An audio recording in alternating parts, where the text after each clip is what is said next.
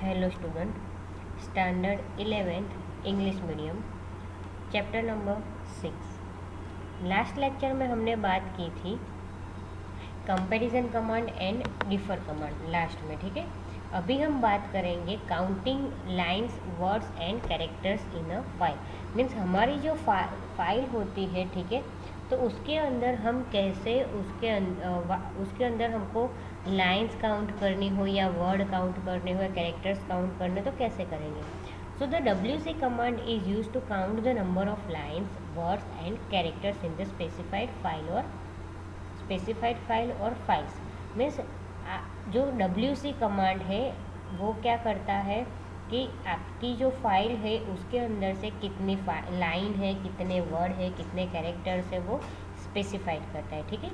So the WC command can be use along with 3 options -L, -W and -C for counting lines, words and character respectively.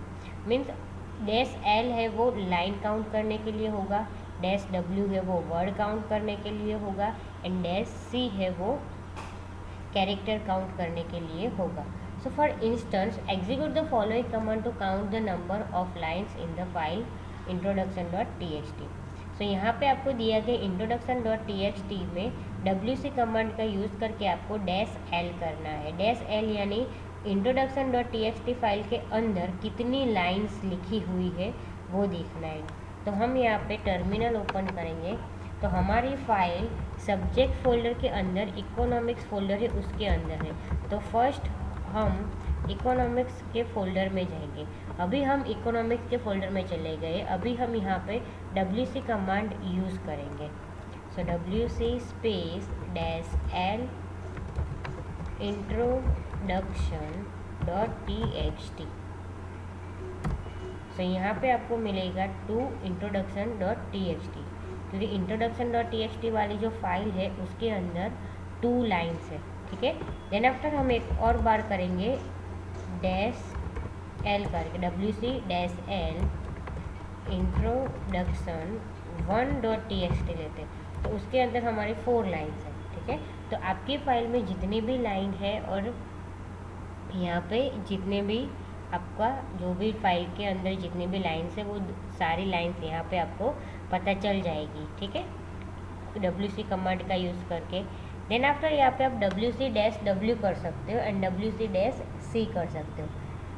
WC-W करोगे तो introduction.txt की file में कितने word है वो पता चलेगा एंड -C करोगे तो कितने कैरेक्टर है वो पता चलेगा। सो हम यहाँ पे करते हैं, तीनों एक साथ करते हैं। WC कमांड यूज़ करके -L लाइन के लिए, -W वर्ड के लिए एंड -C कैरेक्टर के लिए। और यहाँ पे आएगा हमारी फाइल का नाम introduction1.txt, ठीक है। सो यहाँ पे आपको वन बाय वन यहाँ पे आपको आंसर मिल जाता है। यहाँ पे 4 है तो लाइन आपकी -L है वो 4, यहाँ पे 49 तो 49 आपके वर्ड है एंड -C यानी कैरेक्टर, तो यहाँ पे आपके 307 कैरेक्टर है। तो यहाँ पे आपको बताया गया है उस हिसाब से, ठीक है। So in the earlier section we have seen options which can be use with LS कमांड। The ls command has several other options also.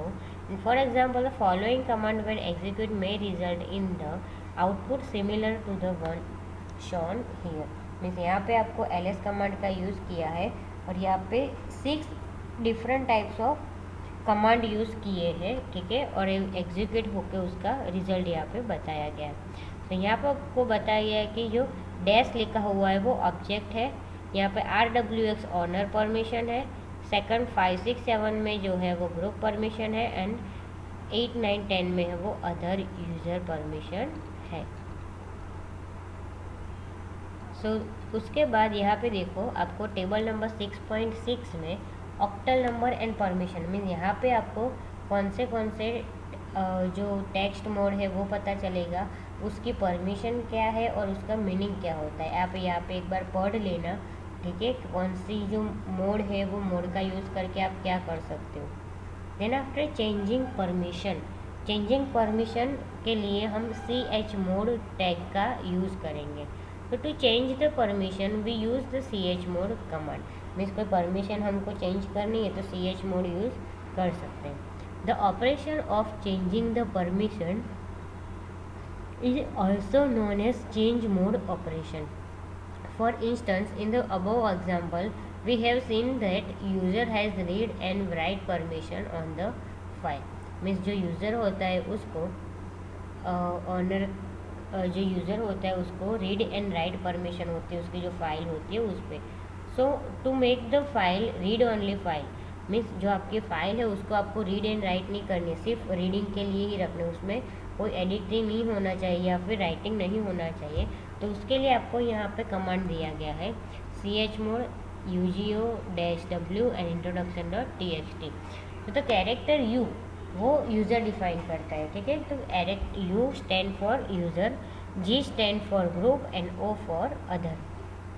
After executing the command if we again list the file means वापस जब आप जो file की list लेते हो तब then the output will be similar to the one shown below. Means जब आप अगर उतना कंप्लीट करोगे और आप जब आउटपुट देखोगे तो उसको इसको लिख के जैसा आपको आउटपुट मिलता है वैसा ही आउटपुट आपको यहाँ पे मिलेगा. यहाँ पे आपको टेबल दिया गया है 6.7. तो सारे टेबल्स की जो कैटेगरी है ऑपरेशंस एंड परमिशंस है वो आपको लिखनी है और एक बार पढ़ लेनी है. ठीक है. देन आफ्टर IO रिडायरेक्शन यानी a user interacts with the operating system using a standard input device. The operating system displays the output on standard output device. Thus, if any command is executed, its input will be taken from the keyboard and output will be displayed on the monitor. Means यहाँ पे आपको बोला गया है कि keyboard के अंदर से जब भी आप कोई इनपुट देते हो तब आपको उसका आउटपुट कंप्यूटर में मॉनिटर पे होता है. Sometimes it is useful to redirect the input or output of file or a printer. Linux provides redirection symbol to change the standard input flow.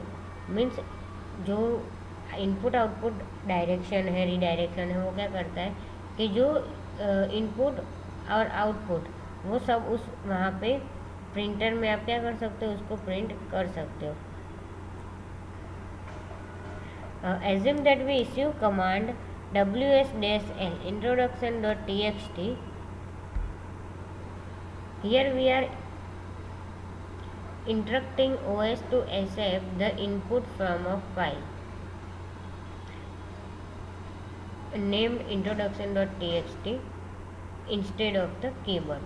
Means हमारी जो introduction.txt नाम की फाइल है उसके अंदर वो नाम रखना है कि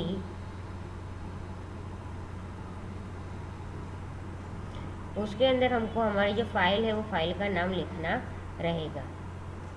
सो यहाँ पे आप कर सकते हो कि wc-l और यहाँ पे आपकी जो फाइल है यहाँ पे है introduction.txt. यहाँ पे हम introduction.txt आपकी जो फाइल का नाम है वो फाइल का नाम लिखेंगे.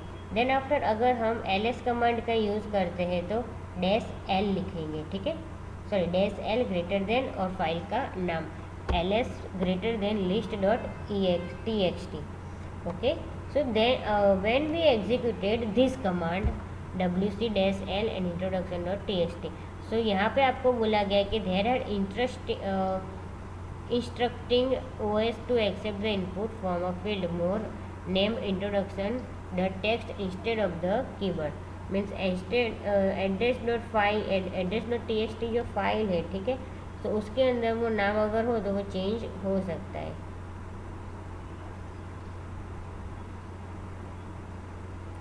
Then after when output redirection is used to use the output will not be displayed on the monitor. Hence to see the output we will have to use the command cat and space list.txt. Means यहाँ पे हम cat command का use करेंगे जब input output redirection करेंगे तब file को पढ़ने के लिए या फिर देखने के लिए कि हम यहाँ पे क्या कर रहे थे. ठीक है, तो उसके लिए हम कैट कमांड का यूज़ करेंगे.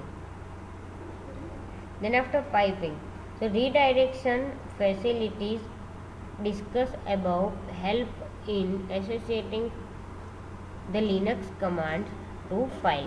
मीन्स रीडायरेक्शन फैसिलिटी जो है वो हमने ऊपर डिस्कस कर ली है। So many times we need to use multiple command to perform a single operation.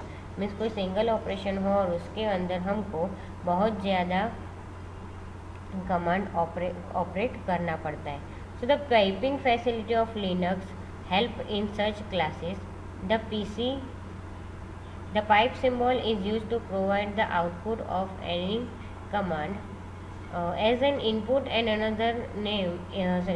another command. This process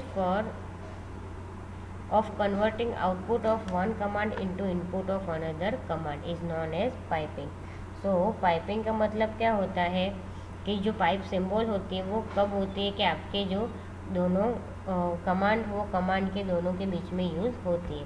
तो यहाँ पे आपको बोला गया है कि ls फिर सिंगल लाइन एंड wc-l। तो यहाँ पे क्या होगा कि when we execute the above command the output of ls command becomes the input to the welcome command. Means अगर आप यहाँ से ऐसे कमांड लिखोगे और फिर एंटर दोगे तो फिर उसके अंदर से जो आपके आजू बाजू में किसी का चालू होगा पीछे तो उसके अंदर आप वहाँ पे चेंज कर सकते हो। ठीक है,